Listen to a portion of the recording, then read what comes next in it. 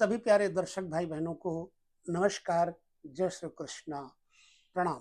प्रणाम आदरणीय सभी दर्शक। आज हम चलेंगे आपको लेकर सूत्रों की तरफ। सूत्र ही मूल रूप से आपको असली ज्योतिषी बनाते हैं, यानी फार्मूले। जिसके पास फार्मूला है, बीज है, उसके पास पूरा वृक्ष है। ज्योतिष उसी प्रकार से वृक्ष बहुत बड़ा है, बट वृक्ष की भांति अनेक शाखा प्रतिशाखाएं हैं इसमें।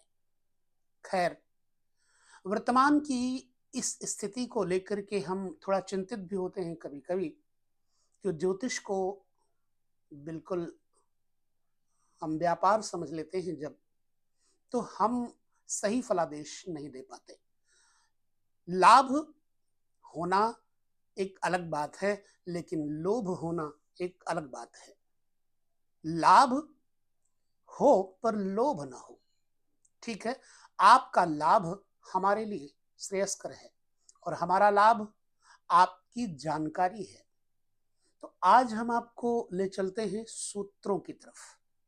समय आपका भी कीमती है, हमारा भी कीमती है।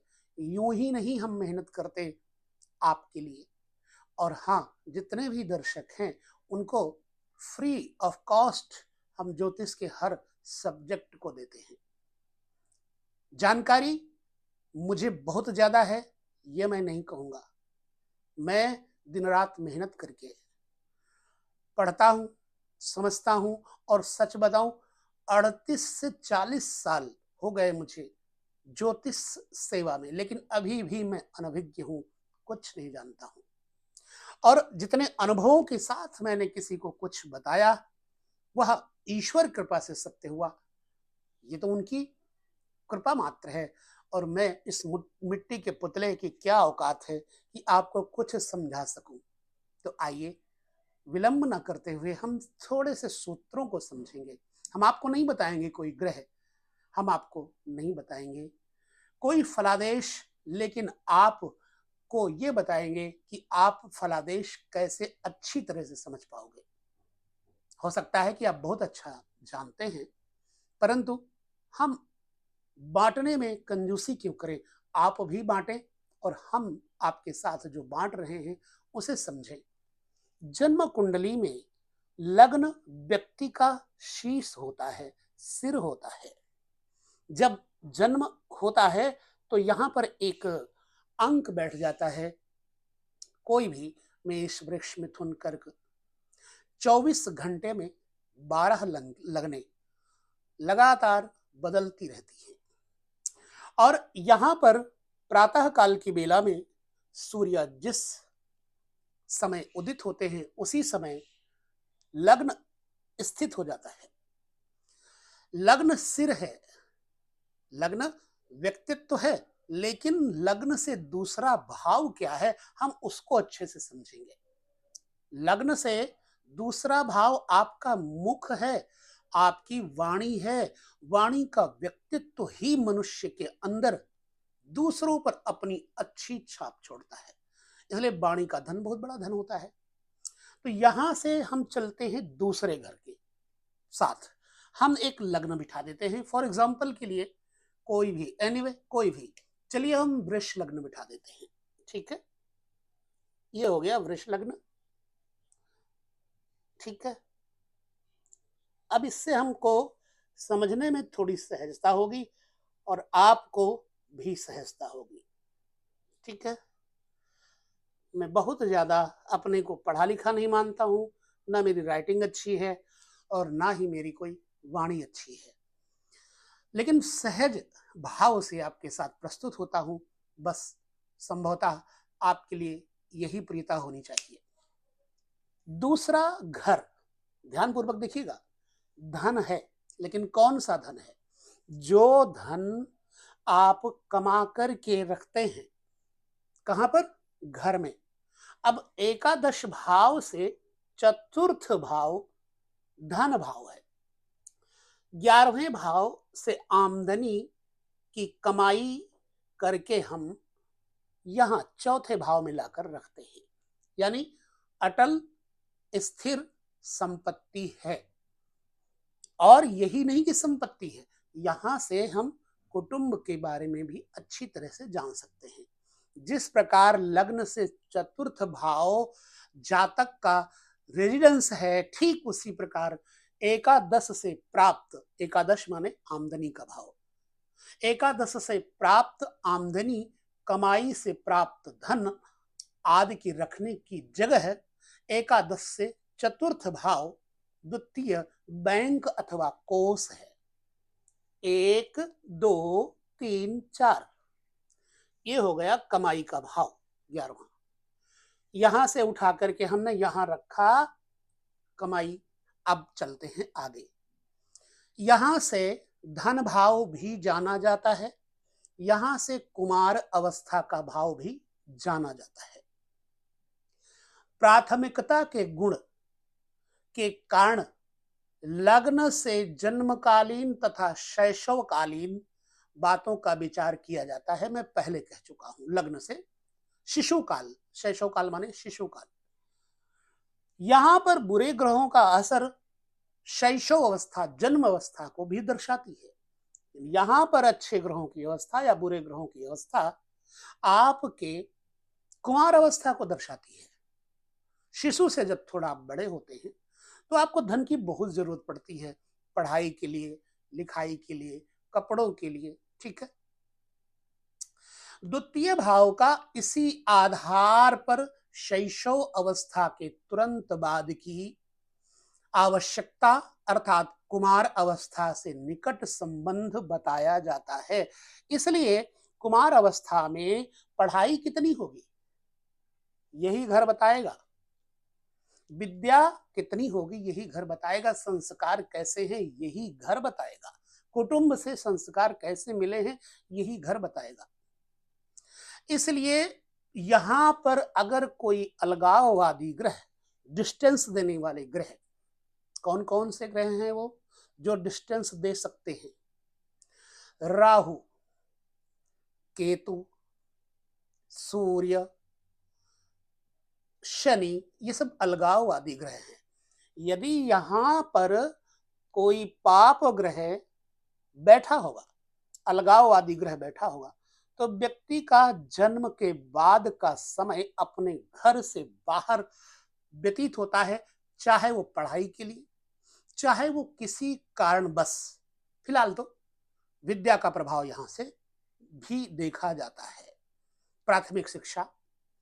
अब द्वितीय भाव और द्वितीय भाव के स्वामी पर यदि पृथकताजनक जो अलगाववादी ग्रह हैं, सूर्य, शनि, राहु आदि ग्रहों का प्रभाव हो, तो विशेषतया जो है द्वितीय स्वर भी है, कुमार बुध है, तो मनुष्य कुमार अवस्था में अपने माता पिता से पृथक, कुटुंब से वियुक्त यानी अलग रहता है और बहुधा उसकी घर से भाग जाने की प्रवृत्ति भी रहती है। कब? अब हम इसको समझेंगे भली प्रकार से। मान लीजिए यहां पर सूर्य बैठ जाए, यहां पर राहु बैठ जाए, यहां पर शनि बैठ जाए, ये तो बात हो गई एक अलग की। अब यहां का जो मूल, दूसरे भाव का मूल धनेश है वो कौन है? बुध है। यहां राहु, शनि, सूर्य आदि बैठे तो संभवतः किसी कारणवश जातक घर में रह भी सकता है। लेकिन यदि बुध यहां बैठा हो, हम एग्जाम्पल के लिए बैठा देते हैं बुध, ठीक है, और यहीं पर आकर शनि बैठ जाए तो जातक को अलगाववादी बनाते हैं। बचपन में ऐसे जातक को जब द्वितीय के ऊपर बुरे ग्रहों का, अलगाववादी ग्रहों का प्रभाव होगा, तो जातक कुमार अवस्था में अपने घर में नहीं रहता, बहुत बुरी अवस्था हो तो घर से भाग जाता है। अच्छी अवस्था है ग्रहों की तो पढ़ाई के लिए विदेश चला जाता है। ठीक है, इसलिए मैंने पहले ही बता दिया कि बहुधा घर से भाग जाने की प्रवृत्ति भी होती है। हो सकता है कि ये वीडियो आपको कुछ समझने में सरल हो, सुगम हो सकता है आप पहली अवस्था में हैं तो ना समझ पाए, परंतु थोड़ा श्रम करेंगे तो आप समझ पाएंगे। चलिए, ये तो हो गई कुमार अवस्था की बात। अब हम धन अवस्था की बात कर लेते हैं। आपके पास धन घर में रहता ही नहीं है, घर में जो रखा हुआ पैसा है वो भाग जाता है, दूर हो जाता है, डिस्टेंस हो जाता है। अलगाववादी अगर ग्रह होंगे धन भाव में या धनेश के साथ, तो व्यक्ति का धन अलग हो जाएगा। यहां से रूप लावण्य का भी पता लगता है। जैसे बुध के ऊपर किसी विशिष्ट शुभ ग्रह की दृष्टि पड़ जाए, मान लीजिए चंद्रमा की, तो ऐसे व्यक्ति का मुख सुंदर होगा।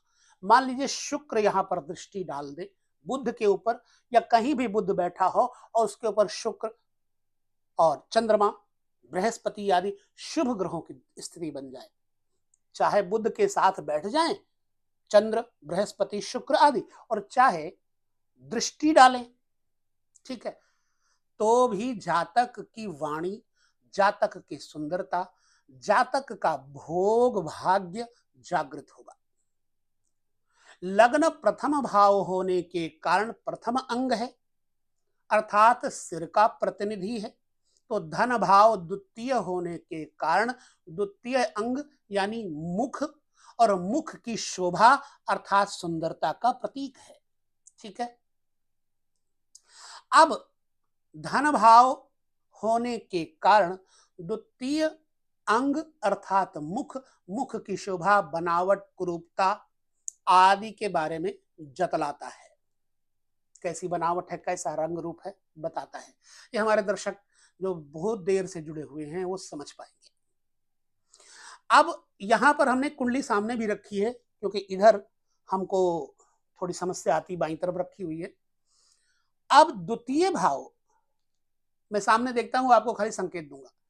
अब द्वितीय अंग अर्थात मुख, मुख की शोभा, बनावट, कुरूपता आदि के बारे में जानना है, तो द्वितीयेश और द्वितीय भाव पे बैठे हुए पाप ग्रहों के प्रभाव को देखना पड़ेगा। यदि द्वितीय भाव का स्वामी बुध फॉर एग्जाम्पल के लिए अथवा शुक्र हो, यहां अगर मान लीजिए कन्या लग्न है तो यहां पर तुला आ जाएगा। ऐसी अवस्था में तुला का मालिक शुक्र हो जाएगा। अभी यहां पर बुध है यहां का स्वामी। द्वितीय भाव का स्वामी यदि बुध अथवा शुक्र हो और तब बड़े होकर जो है बली और बलवान होकर के जब बच्चा बड़ा होता है तो उसके पास वाणी, सुंदरता और संपत्ति तीनों का सामंजस्य बढ़िया बैठ जाता है। ठीक है,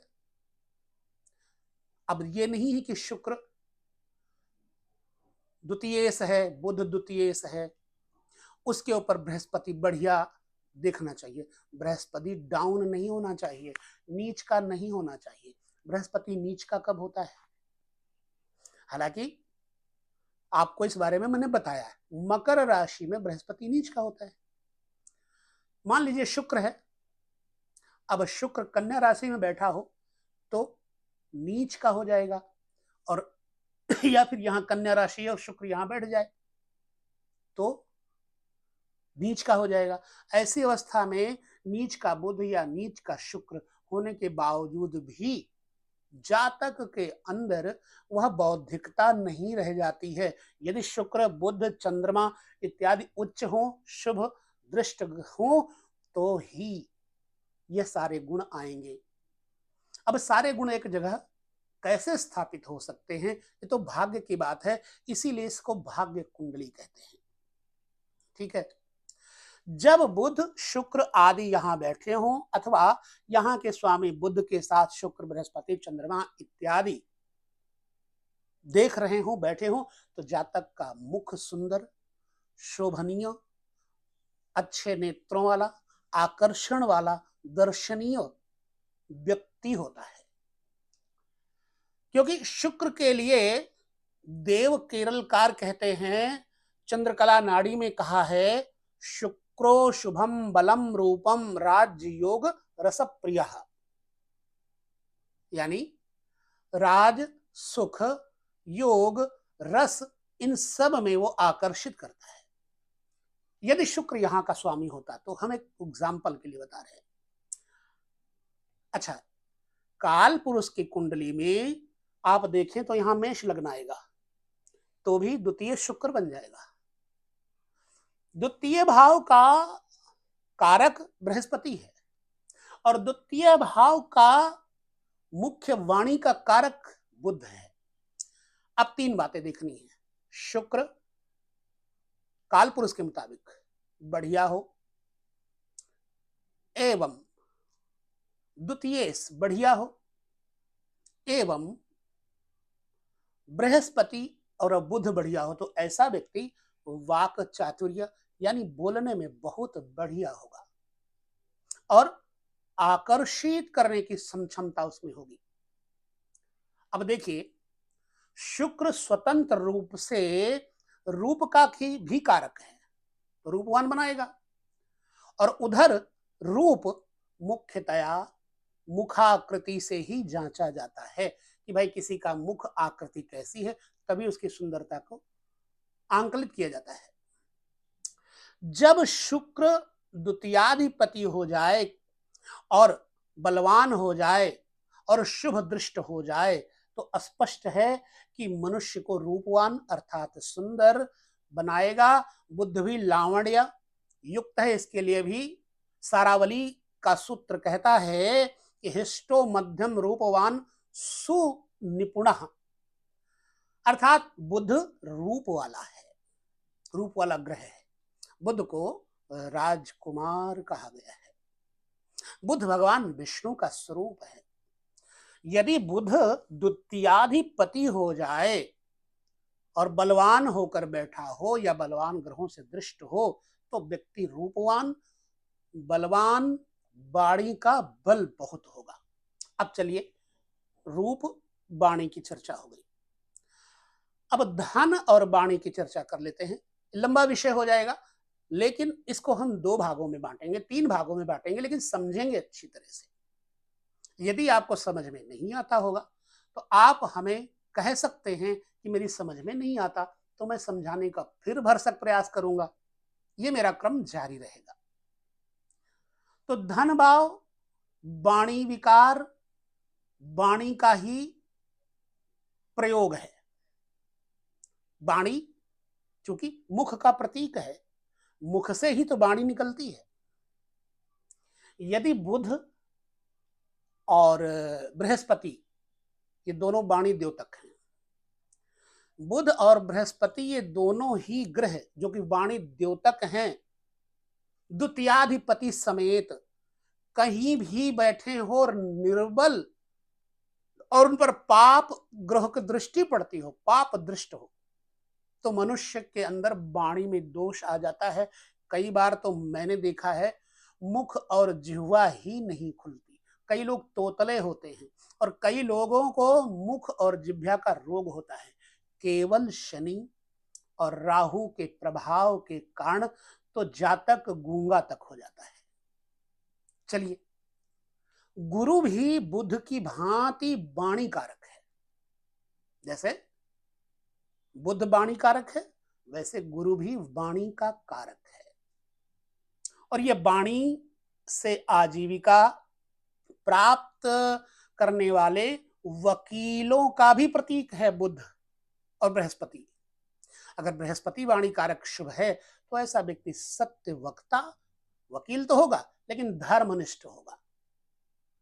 ठीक, वाणी द्योतक गुरु के संबंध में सर्वार्थ चिंतामणिकार भी कहते हैं कि यदि द्वितीय स्थान का स्वामी तथा गुरु दोनों ही अष्टम स्थान में, जो कि ये देखो अष्टम स्थान जहां 9 लिखा हुआ है, अष्टम स्थान में हो, तो मनुष्य मूक या गूंगा हो जाता है। फर्ज कीजिए यहां का स्वामी बुध है और वाणी का कारक बृहस्पति है और दोनों ही अष्टम बैठ जाएं, ऊपर से पाप ग्रह भी देखते हो तो जातक गूंगा हो जाता है।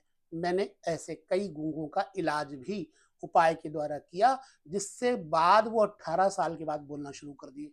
ये बिल्कुल आंखों देखी बातें हैं। अब धन भाव और प्रबल वक्तृत्व शक्ति के बारे में यहां से हम जाने कैसे। यदि द्वितीयेश, चूंकि यहां बुध है, यदि द्वितीयेश गुरु, ध्यान पूर्वक समझिएगा, द्वितीयेश जो कि बुध है, फिर द्वितीय भाव के वाणी का कारक गुरु, यहां तो मैंने चूंकि बुध को ही द्वितीय बनाया, बाई चांस यदि यहां का कोई और भी स्वामी हो जाए, मान लो यहां मैंने मिथुन लग्न रख दिया, तो मिथुन से द्वितीय स्थान कर्क आ जाएगा, कर्क स्थान का स्वामी चंद्रमा हो जाएगा। ऐसी अवस्था में चंद्रमा भी खराब हो, द्वितीय भाव का स्वामी, तथा वाणी का कारक बुध और वाणी का कारक बृहस्पति भी खराब हो, तो ऐसी अवस्था में जातक के अंदर विशेष गूंगापन होता है। लेकिन वक्तृत्व शक्ति के बारे में जब विचार करना हो, अगर द्वितीयेश गुरु और बुध तीनों बलवान हो, तो मनुष्य में उपदेश देने की, व्याख्या करने की, शास्त्रार्थ करने की, वाद विवाद करने की बड़ी अच्छी योग्यता आ जाती है। गुरु और बुध ये दोनों वाणी के कारक हैं। ठीक, यदि धन भाव का स्वामी शनि और षष्ठेश, धन भाव का स्वामी शनि या छठे भाव के स्वामी के साथ, समझिएगा, छठा भाव रोग, ऋण और रिपु है, यानी शत्रु है यहां का स्वामी। यदि धन भाव का स्वामी शनि और षष्ठेश छठे भाव के साथ मिथुन राशि में हो, ठीक, तो जातक थोड़ा बोलता है। और यदि बुध और पंचमेश भी पाप प्रभाव में हो, तो जातक बोल ही नहीं सकता। ये तो वाणी के संबंधी मैंने चर्चा इतनी लंबी कर डाली, माफ करिएगा। अब धन के बारे में भी सोचना है। कैसे? द्वितीय भाव और धन विशेष, द्वितीय भाव संगीत कला, द्वितीय भाव कुटुंब परिवार, इन सबके बारे में भी विचार करना है। इतना लंबा व्याख्यान मैंने द्वितीय भाव पर दे डाला, वाणी के ऊपर। द्वितीय भाव आपका धन है विशेष रूप से। अगर द्वितीय भाव में कोई नैसर्गिक शुभ ग्रह, प्राकृतिक नेचुरल शुभ ग्रह स्वक्षेत्री हो, चाहे यहां मंगल ही स्वक्षेत्री हो जाए, सूर्य ही स्वक्षेत्री हो जाए, एनीवे, तो उसके साथ केतु बैठा हो, द्वितीय भाव में कोई नैसर्गिक शुभ ग्रह बैठा हो स्वक्षेत्री होकर, और वहां केतु स्थित हो जाए, तो मनुष्य के पास विशेष धन होता है। क्यों? कि जहां स्वक्षेत्री शुभ ग्रह धन के बाहुल्य का द्योतक है, वहीं पर जो केतु का प्रभाव है, योग है, धन की बहुलता, ऊंचाई। केतु का अर्थ क्या होता है? झंडा, ऊंचाई का प्रतीक है। ऐसे व्यक्ति का झंडा यानी धनवत्ता का प्रभाव, फेमस व्यक्ति धनवान होता है, धनवान व्यक्ति विशेष फेमस हो जाता है। यानी केतु और द्वितीय भाव में कोई नैसर्गिक प्राकृतिक नेचुरल ग्रह बैठा हो। चूंकि मैंने यहां पर वृष लग्न ही बैठाया हुआ है, अभी हम बुध को मान लेते हैं, यहां बुध बैठा है, स्वक्षेत्री हो जाए, अभी स्वराशि में है, स्वक्षेत्री हो जाए, अथवा यहां केतु बैठ जाए इसी के साथ, तो ऐसे व्यक्ति के पास धन होगा, वो भी प्रसिद्ध फेमस झंडे वाला। समझ गए? अब हम चलते हैं, यहां से एक चीज और देखते हैं। द्वितीय भाव संगीत कला का ज्ञानदायक भी होता है। अगर द्वितीय भाव का स्वामी, जिसको द्वितीयाधिपति कहते हैं, एवं पंचमाधिपति, द्वितीयाधिपति पंचमाधिपति यहां तो एक ही है, संभव नहीं है कि सबकी कुंडली एक जैसी हो। एनीवे कोई भी कुंडली हो तो द्वितीयेश और पंचमेश, द्वितीयाधिपति और पंचमाधिपति एवं शुक्र में किसी प्रकार का शुभ संबंध हो, युति हो जाए, दृष्टि हो जाए, यानी एक साथ बैठ जाए या दृष्टि डाले, द्वितीयेश पंचमेश का शुक्र के साथ कोई भी संबंध बन जाए तो वाणी का संबंध तो है ही है। शुक्र उस वाणी में मिठास घोल देगा, संगीत में सुरीला और सुसंस्कृत योग बना देगा। इसलिए दूसरा भाव से संगीत कला का विचार भी किया जाता है। तो आपने जो द्वितीय भाव के ऊपर चर्चा सुनी है, हम कर रहे हैं, उसको भली प्रकार सूत्रात्मक तरीके से आपको सनह सनह कंटिन्यू क्रमशः समझना होगा। द्वितीय भाव से संन्यास का भी पता लगता है, द्वितीय भाव से अंधेपन का भी पता लगता है।